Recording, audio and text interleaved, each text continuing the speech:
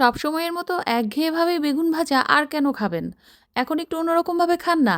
আর এইভাবে বেগুন ভাজলে কিন্তু খিচুড়ি, পোলাও, পরোটা বা লুচি, সাদা ভাত যেকোনো কিছুর সাথেই একদম জমে যাবে। প্রিয় দর্শক, আসসালামু আলাইকুম। আজকের এই ভিন্ন রকম বেগুন ভাজাটার জন্য লাগবে আমার জাম্বো সাইজের একটা বেগুন। দেখতেই পারছেন যে প্রথমে আমি বেগুনের গোটার দিকের অংশটা কেটে ফেলে দিয়েছি। তারপর এভাবে বেগুনটাকে গোল গোল চাক করে কেটে নিয়ে মাঝখানের যেই অংশটুকু ছুরির সাহায্যে আমি কেটে আলাদা করে ফেলছি। আর এভাবেই প্রতিটা স্লাইস থেকে আমি মাঝখানের অংশটুকু কেটে বাদ দিয়ে দিব। আল্লাহ, বাদ দিয়ে দিব কেন বলছি? আমি তো এইটুকুও পরে কাজে লাগিয়ে নিব। আপনারা দেখতেই পারবেন। কেউ আবার ভাববেন না যে বেগুনের এই বাকি অংশটুকু আমি অপচয় করে ফেলবো। আর এই যে সবার নিচের যে অংশটুকু সেটুকু আর আমি কাটিনি, এমনিতেই ভেজে ফেলবো। এখন মাঝখানের এই অংশগুলোকে আমি একটা ছোট ছুরির সাহায্যে একদম ছোট ছোট সাইজ করে কেটে নিচ্ছি। এইটা কিন্তু একদম ছোট একটু সাইজ করলেই ভালো। আপনারা দেখতেই পারছেন যে আমি কিভাবে খুব কুচি কুচি করে কেটে নিয়েছি। এখন এরপর যেই গোল যে স্লাইসগুলো ছিল সেটার মধ্যে আমি অল্প করে লবণ আর হলুদ মিশিয়ে আগে থেকে আলাদা করে রেখে দিচ্ছি মেখে। এরপর ভেতরের যেই পুরটুকু সেইটুকুর মিশ্রণটা আমি এখন তৈরি করে নিব। এখানে বেগুনের ছোট ছোট টুকরোগুলোর মধ্যে প্রথমে আমি সামান্য লবণ দিয়ে কিছু সময় কষলে নিয়েছি যেন এটা একটু সফট হয়ে যায়। এইটা আমার ভেতরের মিশ্রণটা তৈরি করতে মানে হেল্প করবে আর কি। তারপর আমি এক এক করে বাকি যে উপকরণগুলো সেগুলো দিয়ে দিলাম পেঁয়াজ কুচি, কাঁচামরিচ কুচি, ধনিয়া পাতা আর হচ্ছে টমেটো।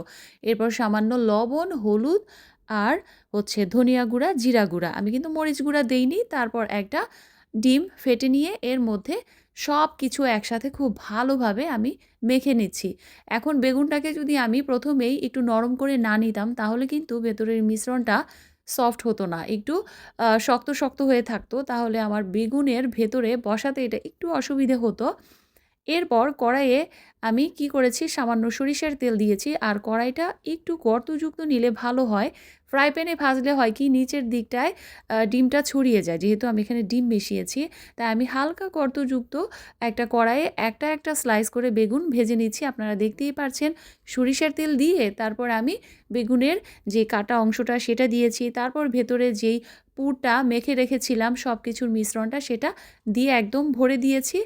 আর এটা মিডিয়াম লো হিটে 4 থেকে 5 মিনিট ভেজে নেওয়ার পরই সবগুলো স্লাইস আমি একইভাবে ভেজে নিয়েছি। এই তো তৈরি হয়ে গেল আমার দারুণ সুস্বাদু আকর্ষণীয় সেই বেগুন ভাজাগুলো। দেখতেই পারছেন এটা কতটা কালারফুল। বাচ্চারাও কিন্তু এভাবে বেগুন ভাজা খেতে খুবই পছন্দ করে। বিশেষ করে আমার বাচ্চারা তো পছন্দ করেই। আমি এই আইটেমটা প্রায়ই করি। তাই ভাবলাম যে এত ইজি রেসিপি হয়তোবা সবাই জানে, কিন্তু যারা জানে না তাদের জন্য এটা ডেফিনেটলি একটা নতুন রেসিপি। তো আপনারা অবশ্যই ট্রাই করে দেখবেন যে এভাবে বেগুন ভাজা কিন্তু পোলাওয়ের সাথে, আগেই বলেছি, খিচুড়ির সাথে বা অনেক সময় এটা লুচির সাথে বা পরোটার সাথেও কিন্তু ভালো লাগে। ভেতরে বিভিন্ন রকমের সবজি রয়েছে এই জন্য। তো আজকের এই ইজি বেগুন ভাজার রেসিপিটা আপনাদের কেমন লাগলো অবশ্যই কমেন্ট করে জানাবেন। আর কথা হবে পরবর্তী নতুন কোনো রেসিপিতে। আল্লাহ হাফিজ।